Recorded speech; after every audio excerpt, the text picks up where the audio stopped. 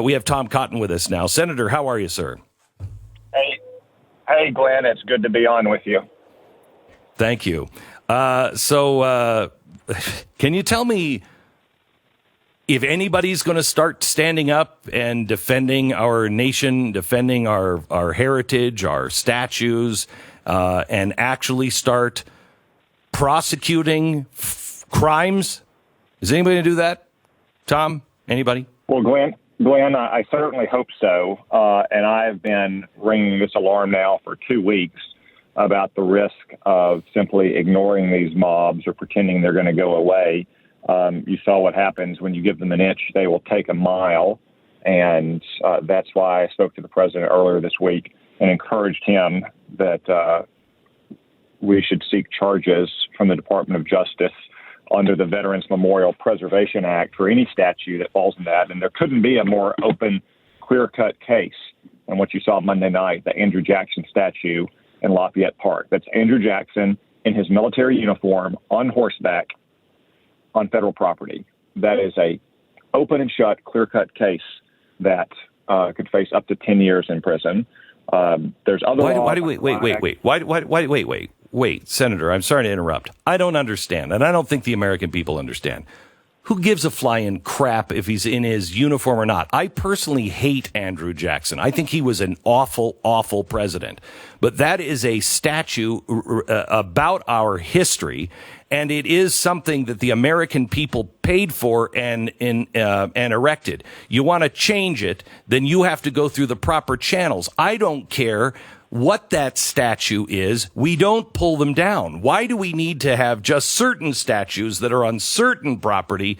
Why aren't all people who are defacing and pulling down statues of anyone, why are they not being prosecuted? Glenn, I couldn't agree more. And this is the point I've been making about the line between mob rule and the rule of law. We cannot tolerate this kind of mob violence. Now, unfortunately, a lot of local authorities who should be protecting every statue, every piece of property in their communities, and who should be prosecuting anyone who does it are simply not doing so. Look at what's happening in San Francisco or in Portland or in Seattle. Now, if they're not going to do that, the Department of Justice should do it. The Department of Justice has to have legal grounds to prosecute those matters. The Veterans Memorial Preservation Act is one. The Anti-Riot Act is another. There may be other grounds, too. But if the local authorities that are responsible for protecting property in their communities from these mobs are not going to do so, I call upon the Department of Justice to do that. And that's exactly what Donald Trump has said he wants to do as well. Okay, so, Senator, I don't even know where to begin on this. I know, and I don't mean to vent at you because I know you're one of them standing up, but those who are not protecting these statues, like de Blasio, et cetera, they are in with the intent of the mob to destroy our country. These are Marxists. These are not protesters that are saying, hey, we've got some problems with the police and we need to take care of that. These people are Marxist revolutionaries that are trying to destroy our nation in a very well-financed and coordinated group. I mean, my staff is doing we're doing a special tonight on the financing of Black Lives Matter. It is absolutely incredible what we found. Where is the Department of Justice? Where is anyone that is looking at this coordinated, very well-financed coup on our nation? Yeah, Glenn, I think the Department of Justice is looking into that matter. Attorney General Barr has said so. But you're right that whenever people are pulling down statues of Washington and Grant, it's not about the Civil War. It's because they hate America. And ultimately, all of these actions go back to that. It's the same spirit that the New York Times displayed last summer when they published that execrable revisionist history project, the 1619 Project, trying to claim that America is fundamentally and irredeemably racist and cannot be redeemed, when in fact, as you know and your listeners know, America is the noblest nation in the history of mankind, founded on the most fundamental truth of all time, that all men are created equal in the eyes of God. We've struggled to live up to that creed at times, but we do so better than any other people on earth. Aren't our schools, do they not fall under federal jurisdiction now that we have these bloated, awful, agencies like the Department of Education? Do they not have any pull at all? And is anybody going to pull the 1619 project out of our schools? Because they are teaching that poison in our schools now. Hey, Glenn, you can see the consequences of substituting social justice seminars for history on the streets right now. You have these left-wing mobs that are defacing statues of abolitionists or African-American regiments that fought on the side of the Union in the Civil War. No school should be teaching something like the 1619 Project, which even far-left liberal historians have denounced as factually error-ridden and slanted and biased. And the author of it, the head of the project, said she would be proud if the cities were burning in the name of the 1619 Project. These people are stated enemies of the United States Constitution. And it is so clear. The media has always been, well, do they know? Do they know what they're doing? Well, they just disagree. Well, they're on the side with the Democrats. No, they're not. They are excusing Marxist revolutionaries.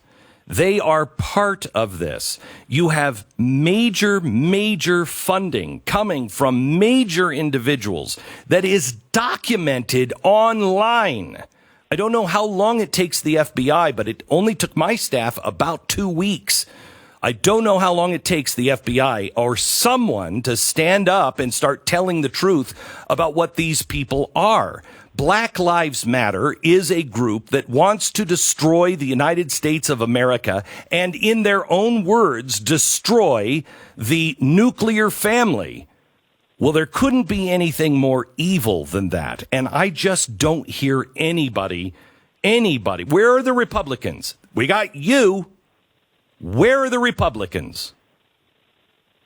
Glenn, I can only speak for myself. I can certainly say that you have me on the line against mob rule and the rule of law in this country. And you're right that the media is complicit in the way they fail to cover these stories. Like if you watch CNN or MSNBC, you probably wouldn't even know that rebels, secessionists even, have claimed several city blocks of Seattle as their own for the last week and a half. You wouldn't know that statues of Washington and Grant are being torn down. Every person who commits these acts of vandalism is known as a protester, not what they are, a criminal, a vandal, a vigilante, an outlaw, or what they should be very soon, an inmate. Now, some of that is because the media, in my opinion, views this as a way to criticize Donald Trump and try to defeat him in the fall, and most of the media is obsessed with Trump derangement syndrome. But some of it is also that the media is increasingly in the hands of these social justice warriors who have gotten into their 30s now and never studied American history or the American Constitution in school, or to the extent they did, they were told, as you said, that it was rotten to its core. Senator, I don't want to leave you with the impression that I am angry with you. I think the American people are hitting a wall, and they all are very aware of what is going on. I can speak for the people who are actually politically engaged. They know what's going on, and they can now see from the beginning of the Trump administration and the Clinton campaign through Russiagate all the way through to today that this was leading somewhere. This is so well thought out. This is not spontaneous. None of this is. And if people don't start to go to jail, we have lost our nation. And the American people seem to have lost their mind, but they're not. They're just waiting for, I don't know what they're waiting for because I don't think it's coming, but they're waiting for somebody in Washington to start to lead. And if they don't, I fear the leaders that will appear. Glenn, you don't have to tell me about whether you're angry or not. I know that many American people are angry about the scenes that they see playing out, and they share your frustrations and your concerns about the future of our country. And you're right that much of what you see on our streets is the result of a carefully crafted plan to try to fundamentally transform our country. Why, for instance, are all these statues being torn down with no legal consequence in San Francisco? It's because San Francisco has a far left radical district attorney, one who is supported by George Soros. Soros-funded organizations, because they have a specific and well-crafted plan to elect far left radical lawyers as prosecuting attorneys all around the country, not to prosecute criminals, but to free criminals and to, in fact, prosecute police officers. They are turning justice on its head in many of these countries, and that's one reason why you see crime increasing in areas where these prosecutors have been elected that are more concerned about radically transforming the law rather than prosecuting criminals who are a threat to public safety. Again, Senator, thank you for coming on. I'm sorry to give you the brunt of it, but it's you're the only one that will come on, quite honestly. And you're a friend, and you are a friend of the Constitution. So, again, I apologize for the third time for venting on you, but I appreciate all the work that you're doing, and thank you for actually standing up and be willing to even talk to the conservative press. I appreciate it. Thank you.